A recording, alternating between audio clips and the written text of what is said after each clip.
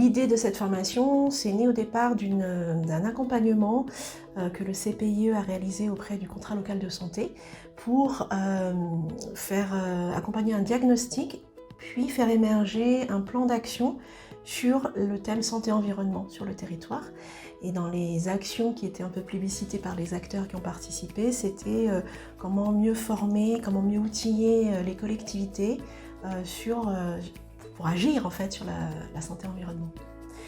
Et de là est née l'idée de plutôt aborder une approche liée aux achats publics comme levier pour agir sur la santé avec les enjeux environnementaux. Sur la formation, on a eu des profils extrêmement différents, des personnes en charge de la commande publique, mais également des élus de plus grandes et de plus petites communes.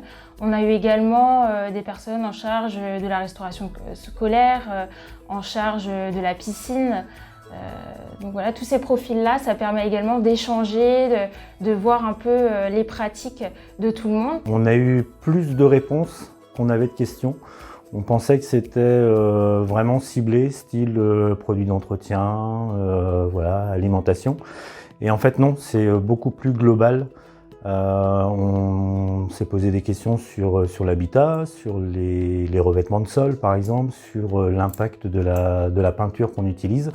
Ça a fait se poser beaucoup plus de questions et à titre personnel et à titre professionnel. On pousse plus loin la réflexion sur le type de matériaux qu'on peut utiliser dans des réhabilitations par exemple de bâtiments, mais après ça va aussi plus loin donc dans le nettoyage des sols. Alors c'est vrai qu'on parle souvent du nettoyage du sol, le sol est propre. Est-ce qu'on regarde les étagères? Voilà, la poussière sur les étagères, on n'y pense pas forcément, on ne s'interroge pas forcément, mais il y a quand même des impacts sur l'environnement du travail et du coup sur la personne en elle-même et la personne qui fait le nettoyage par exemple, mais aussi pour la personne qui est dans le bureau pendant 8 ou 9 heures par jour. Le vinaigre, c'est un bon exemple d'un produit ménager idéal parce qu'on peut l'utiliser pour beaucoup de choses et ça coûte pas cher.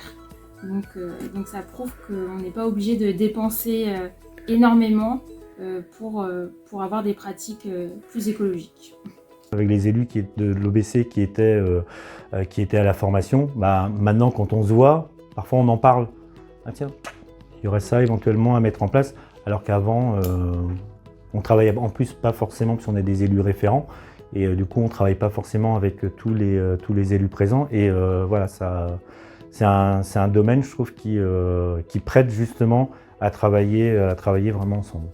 Même si la santé n'est pas forcément de la compétence de la collectivité, elle a tout un panel de leviers en fait pour agir sur la santé des populations et tout en agissant sur les enjeux environnement. Et c'est vrai que les achats publics, de manière très pratico-pratique, ça touche vraiment au quotidien des communes. Donc c'est vraiment concret pour aller vers une formation telle qu'on la souhaitait, c'est-à-dire une sorte de formation-action.